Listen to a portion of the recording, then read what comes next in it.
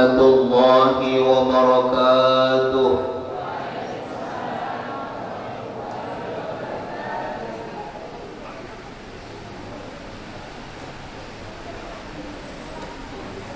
Alhamdulillahi rabbil alamin, alladzi akhrajana min butuni ummahatina la ta'lamuna syai'an waja'ala as-sam'a wal absara wal af'idah la'allakum tashkurun. Ashhadu an la ilaha illallah wahdahu la sharika lah wa ashhadu anna sayyidana Muhammadan abduhu wa rasuluhu la nabiyya ba'dah. Allahumma salli wa sallim wa barik ala sayyidina wa habibina wa syafi'ina wa karimina wa dhuhrina wa maulana Muhammadin wa ala alihi wa ashabihi ajma'in. Subhanaka la ilma lana illa ma 'allamtana innaka antal alimul hakim. Qala Allah ta'ala fi kitabihil karim, Bismillahirrahmanirrahim. Laqad ja'akum rasulun min anfusikum azizun 'alaihi ma anittum harisun 'alaikum bil mu'minina raufur rahim. Wa qala Allah ta'ala, laqad kana lakum fi rasulillahi uswatun hasanah liman kana yarjullaha wal yawmal akhir wa dzakarallaha katsira. Wa qala Nabi sallallahu alaihi wasallam, man ahabbani ma'iya fil jannah. Shadaqallahul azim. Amma ba'du. Hadirin muhtaramin, para alim ulama, tuan-tuan guru, pengurus masjid Baitul Hikmah, imam, khatib dan bilal, aparatur pemerintah, kepala desa Mendalu Indah, para ketua RT yang mungkin juga hadir pada kesempatan malam yang berbahagia ini, ibu ketua majelis taklim,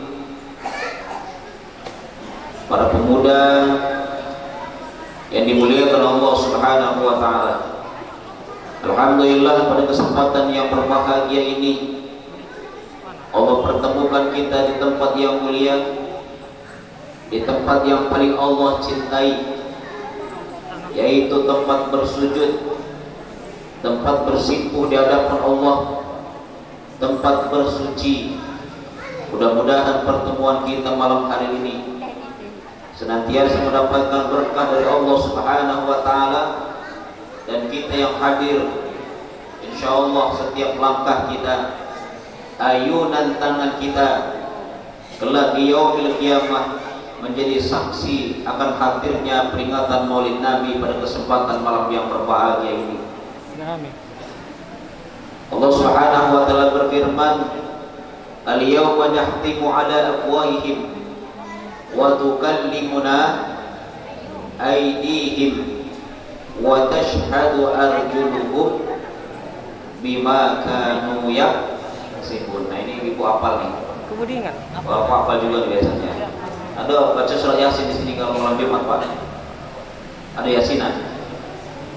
Kami sudah libur 2 tahun Yasinannya. Apa kata Allah? Al-yawma nakhtimu ala afwahihim wa tukallimuna aydihim wa tashhadu arjuluhum bima kanu yaksibun. Allah katakan dalam Al-Quran, al-yawma nakhtimu ala afwahihim. Suatu hari nanti mulut kita akan dikunci oleh Allah Subhanahu wa taala. Wa tukallimuna aydihim, dan berbicara kedua tangan kita.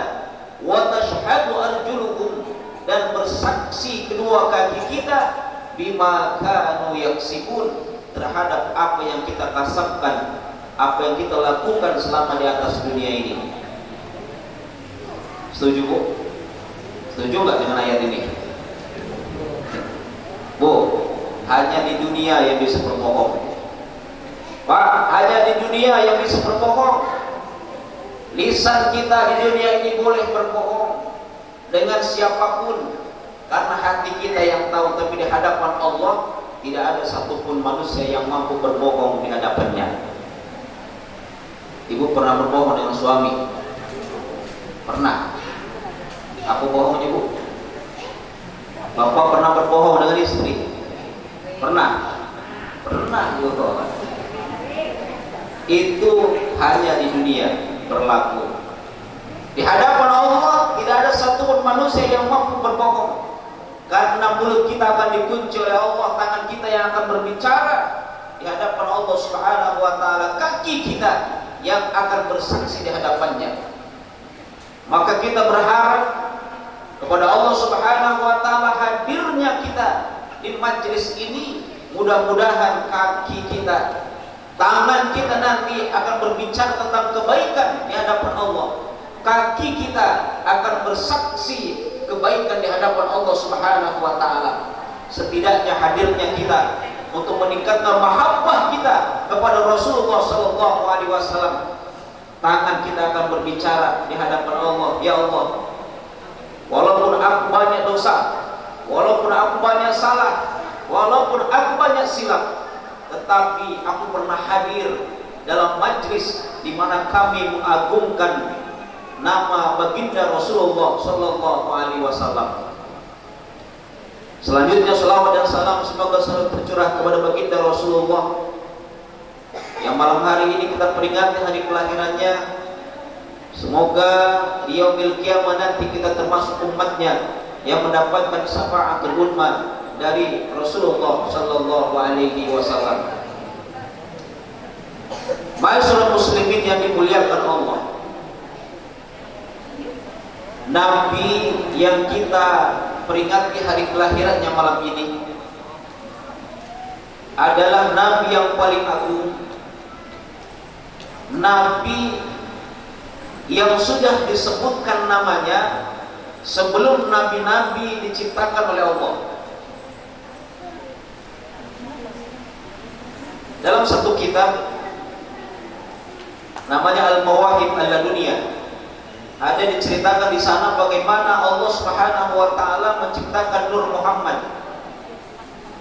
Lalu Allah ciptakan Nur Muhammad, kemudian dititipkan kepada Nabi Adam alaihissalam. Maka ketika Nabi Adam alaihissalam dalam surga diciptakan oleh Allah, lalu ketika itu ditiupkan ruhnya oleh Allah Subhanahu wa taala. Setelah ditiupkan ruh, hiduplah Nabi Adam dalam surga. Yang pertama kali ketika Nabi Adam membuka kedua mata, di dalam surga yang pertama kali dilihat adalah tulisan La ilaha illallah Muhammadur Rasulullah. Sampai-sampai Nabi Adam bertanya kepada Allah, ya Allah, siapakah Muhammad itu? Nama yang kau sandingkan dengan namamu. Bukankah aku adalah orang yang pertama kau ciptakan? Tapi kenapa Muhammad yang kau sandingkan dengan namamu? Kemudian Allah dalam perbincangan itu, kitab ini biasanya dipegang oleh orang-orang tasawuf. Kemudian Allah berkata, hai Adam, kalau bukan karena dia Muhammad, engkau tidak akan menciptakan. Begitu agungnya, begitu mulianya nama Muhammad, sehingga disebut-sebut oleh Allah sebelum diciptakan nabi-nabi sebelumnya. Nabi Muhammad jasadnya belum diciptakan oleh Allah, tetapi nurnya sudah duluan diciptakan oleh Allah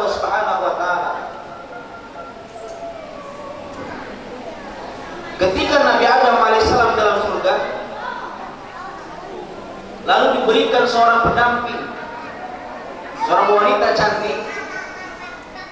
Setelah diciptakan wanita cantik, malaikat Jibril berkata kepada Nabi Adam alaihissalam. Apa kata malaikat Jibril? Hai Adam, jangan kau dekati wanita itu sebelum kau bayar mahar.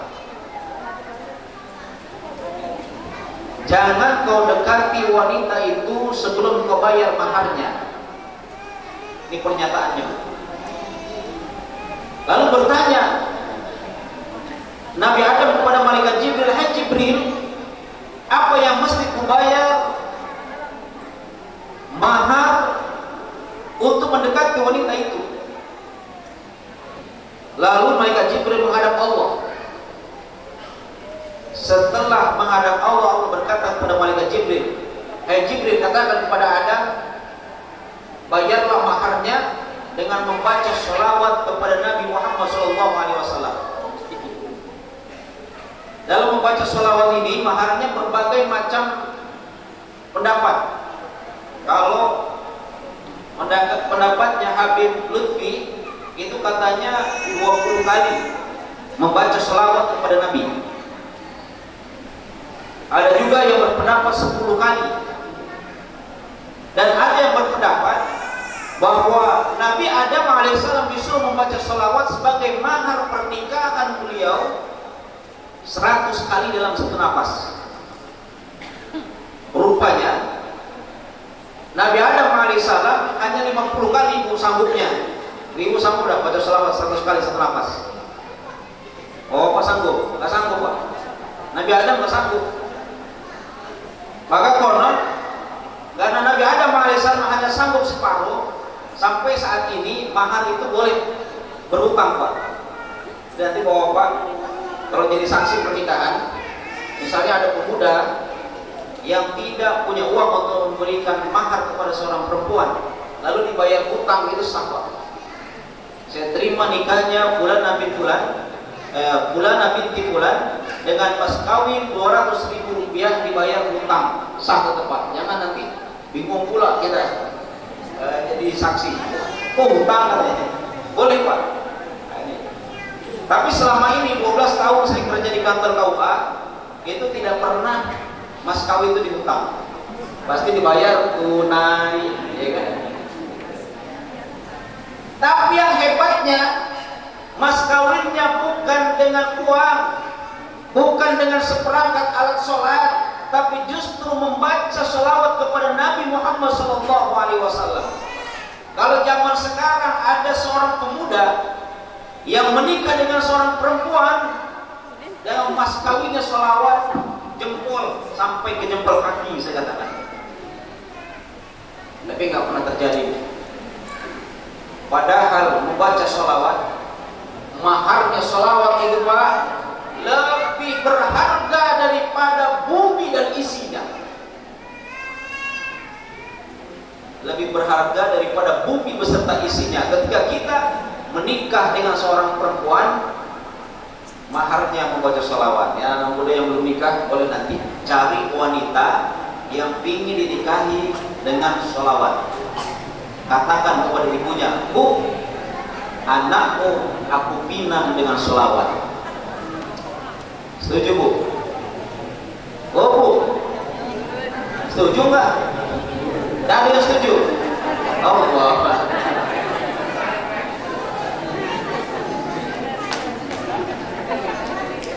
Ibu tahu nggak?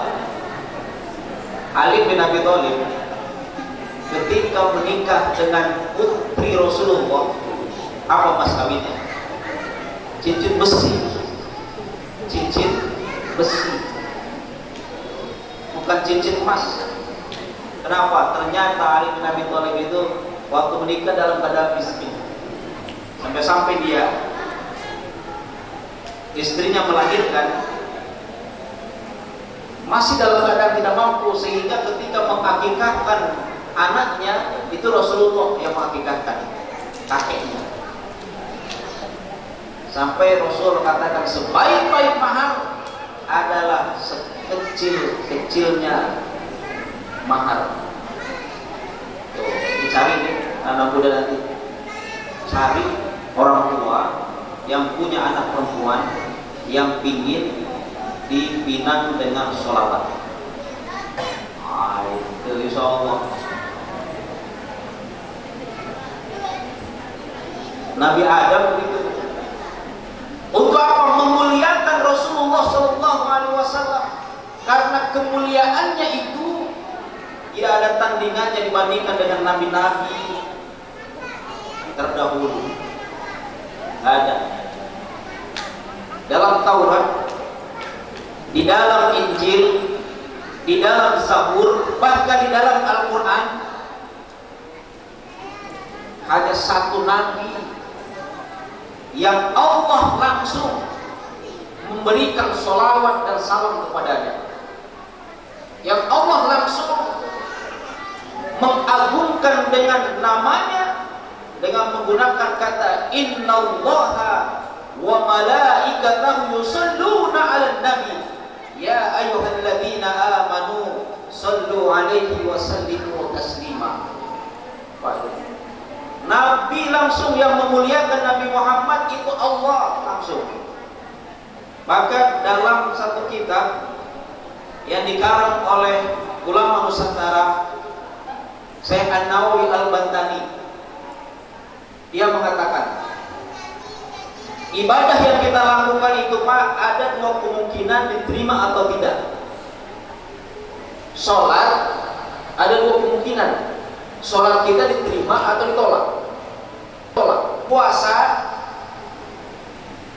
bisa diterima, bisa ditolak, bisa makbul, bisa mardud.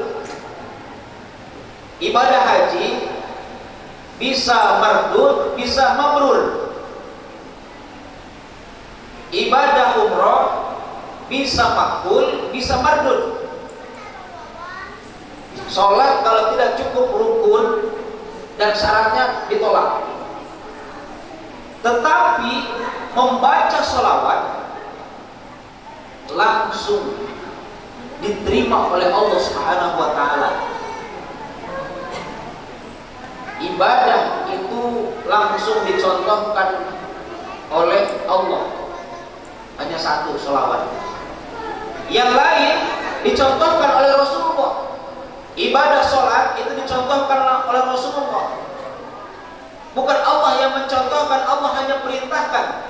Dalam Al-Quran banyak mengatakan aqimus sholat wa atuz zakat, aqimus sholat wa atuz zakat. Tetapi tidak dipraktekkan oleh Allah bahwa sholat itu harus ruku, harus i'tidal, harus sujud, harus duduk antara dua sujud dan lainnya sampai membaca salam. Yang mencontohkan siapa? Mencontohkan Rasulullah SAW. Sampai dia katakan sallu kama ra'aitumuni usalli. Salatlah engkau sebagaimana engkau melihat aku salat. Puasa dicontohkan oleh Rasulullah. Haji umrah juga sama dicontohkan oleh Rasulullah. Tapi sholawat langsung dicontohkan oleh Allah. Allah mencontohkan langsung kepada siapa? Kepada para malaikat. Malaikat Jibril dan sebagainya. Malaikat Jibril ini adalah penghulu semua malaikat, Pak. Makanya ketika Nabi menerima wahyu, selalu Jibril yang mendampingi. Jibril diajarkan sholawat. Bagaimana sholawatnya? Sallallahu ala Muhammad.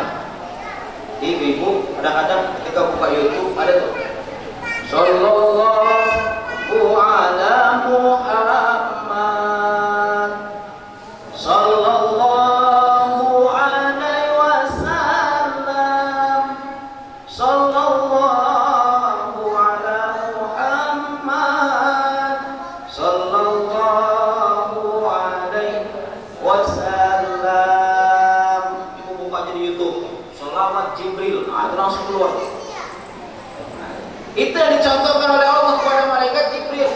Rupanya untuk mengagungkan Nabi Muhammad ditambahnya oleh siapa? Ditambahnya oleh Abu Ja'far Al-Marjandi. Anta samsun, anta badrun. Kata siapa? Kata Abu Ja'far Al-Marjandi. Anta nurun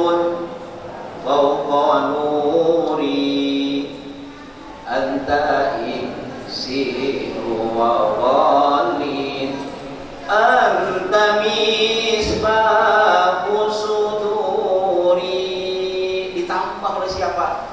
Oleh Abu Ja'far Al-Barjani. Kok boleh begitu? Boleh. Dulu Rasulullah sedang duduk di teras masjid. Ada seorang sahabat yang mengagungkan nama Nabi, memuji-muji di hadapan Nabi. Nabi tersenyum. Nah, itulah yang disebut dengan sunnah takriri, Pak. Kadang-kadang kita ada yang berkata, oh sholawat itu cuma sallallahu alaihi Muhammad, yang lain adalah buatan para ulama. Betul, buatan para ulama. Salawat Badar, salawat Nariyah yang Bapak tahu, salawat Burziyah, apa lagi? Salawat apa lagi yang Bapak tahu? Banyak salawat-salawat, termasuk tadi salawat Nabi.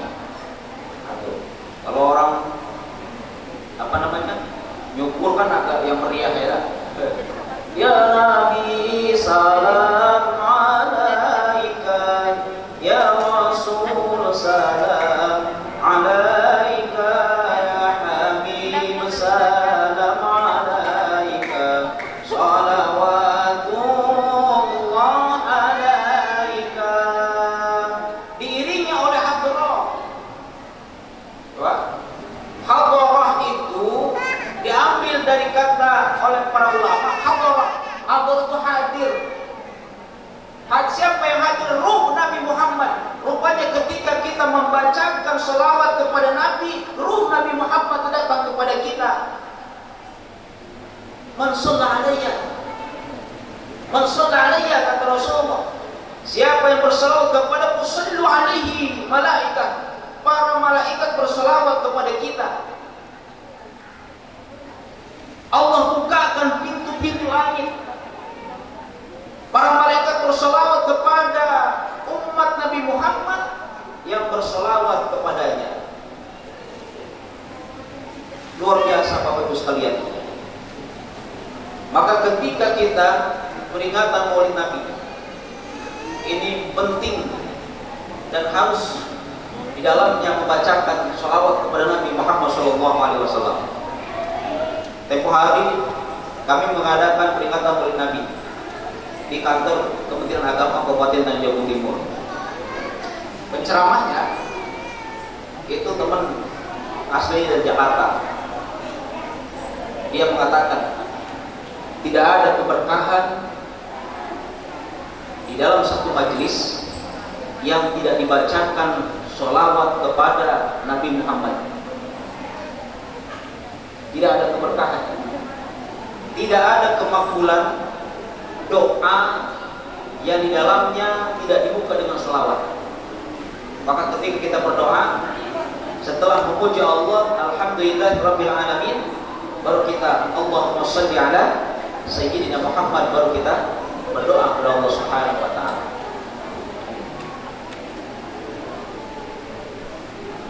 Lalu ketika berkata seperti itu, langsung teman itu memimpin sholawat di dalam majelis itu. Itulah pentingnya kita membaca sholawat kepada Nabi. Sholat kalau tidak ada sholawatnya tidak sah, Pak. Karena sholawat kepada Nabi itu termasuk rukun qauliyah. Sunnah ab'ad ketika di tahiyat awal. Ibu sholat tasyahud awal membaca sholawat menjadi sunnah ab'ad. Tapi ketika di tasyahud akhir membaca sholawat menjadi rukun. Ketika di dalam sholat tasyahud akhir tidak membaca sholawat, maka tidak sah sholatnya, karena dia termasuk rukun qauliyah dalam sholat. Ini pentingnya. Setidaknya kita membaca sholawat kepada Nabi itu berapa kali? Maghrib 2 kali, tasyahud awal dengan tasyahud akhir. Maghrib 2 kali, isya 2 kali, subuh 1 kali, zuhur 2 kali, asar 2 kali. Jadi berapa harusnya? 9 kali itu minimal. kita membaca sholawat kepada Nabi Muhammad SAW. Setelah kita melanggengkan atau mendawamkan membaca sholawat, lalu kita contoh akhlak yang beliau contohkan kepada kita. Karena akhlak Nabi ini dipuji oleh Allah. Wa innaka la'ala khuluqin azim. Tidak ada akhlak yang paling tinggi terkecuali akhlaknya Rasulullah. Rasulullah tidak dipuji ibadahnya. Ibadah Rasulullah, sholatnya malam itu 40 rakaat, Pak. Kita nggak pernah melaksanakan sholat 40 rakaat. Nggak yakin saya. Ibu-ibu ada nggak yang pernah sholat 40 rakaat semalam? Nggak pernah.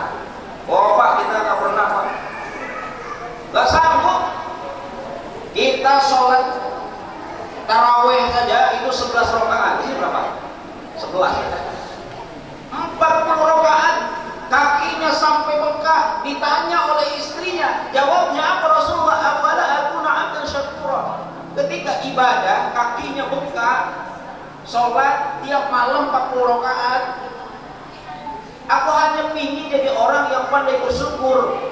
Itu hanya jawaban Rasulullah. Gak sanggup. Itu sunnah fi'liyah.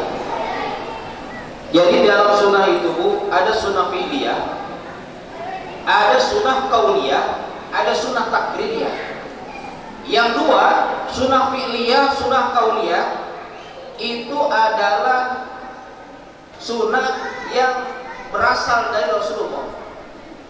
Sementara sunnah takririyah itu adalah sunnah yang datangnya dari sahabat, dari istri Rasulullah, dari putri Rasulullah Fatimah. Ini sunnah takririyah. Sunnah takririyah itu kalau zaman sekarang itu apa ya? Rekomendasi atau menyetujui. Seperti undangan yang diangkat ke saya itu. Kan ada mengetahui, ada yang menyetujui, banyak tanda tangannya itu. Saya nggak sebutkan tadi, ada beberapa dokter, mohon maaf, nggak saya sebutkan ya. Ada sunnah takririyah yang datangnya dari siapa? Dari putri Rasulullah, dari istri Rasulullah, dari sahabat. Itu sunnah takriri. Rasulullah hanya menyetujui saja. Bapak-bapak yang suka manjangkan jenggot, nih Pak, ada yang suka memanjangkan jenggot, melihara, itu namanya sunnahnya sunnah takriri. Dalam Sahih Bukhari, sunnah memelihara jenggot dan sunnah memotong kumis. Sunnahnya mana? Sunnah takriri. Ceritanya bagaimana? Dulu di zaman Rasulullah perang itu, orang-orang yang ikut bersama Rasulullah berperang ada yang meninggal dunia, wafat. Begitu wafat, panglima Rasulullah tidak bisa membedakan mana pasukan Rasulullah atau pasukan Quraisy. Akhirnya apa? Akhirnya pengikut Rasulullah membuat kesepakatan, Pak. Ayo kita potong kumis, biarkan jenggotnya. Nah itu. Rasulullah menyetujui gitu. Bukan perkataan Rasulullah, tapi Rasulullah menyetujui. Itu namanya sunnah takriri. Nah itu. Jadi bapak yang punya jenggot, yang memelihara jenggot itu berarti sedang melaksanakan sunnah takriri. Tapi jangan pula nanti ibu-ibu melihat bapak yang berkumis tuh pasukan Quraisy, jangan Pak. Nah, itu pula pasukan Quraisy Pak. Yang berkumis pasukan Quraisy bukan, ya kan? Nah itu. Jangan. Itu dulu. Nah, itu. Sama seperti itu. Apa kata Aisyah? Ini sudah takdir. Ini mudah dibandingkan kita melaksanakan sunnah fi'li.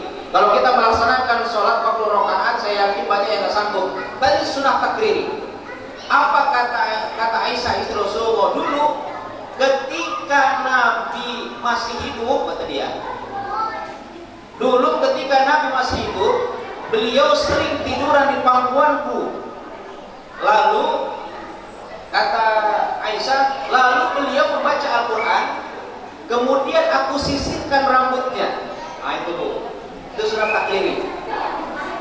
Apa Bu? Menyisir rambut suami. Bapak pernah nggak disisir sama istri? Nggak pernah? Pernah ya? Ibu pernah sisir rambut suami? Pernah? Ah enggak. Berapa tahun ibu rumah tangga dengan suami? Enggak pernah sisir rambut suami. Sampai dalam hadis lain, siapa orangnya yang menyisir rambut suami, kemudian memberikan minyak wangi dan mengusap jenggot suami, maka Allah Subhanahu wa Ta'ala akan berikan kebaikan dari setiap rambut yang dihelai, setiap rambut helai yang disisirnya, dan setiap helai jenggot yang diusapnya. Wah, mudah apa sulit? Lupa, mudah apa sulit? Mudah. Sholat 40 rakaat sanggup enggak? Enggak. Sisir rambut suami sanggup, Bu? Hah? Dan lagi kasih minyak wangi jenggot suami sanggup? Sanggup. Ustaz, suami saya nggak ada jenggotnya. Waduh, ini apa ya saya jawabnya? Udahlah, cari jenggot yang lain aja. Tuh, pasti ada. Nah, itulah kira-kira itu intermezzo ya Bu.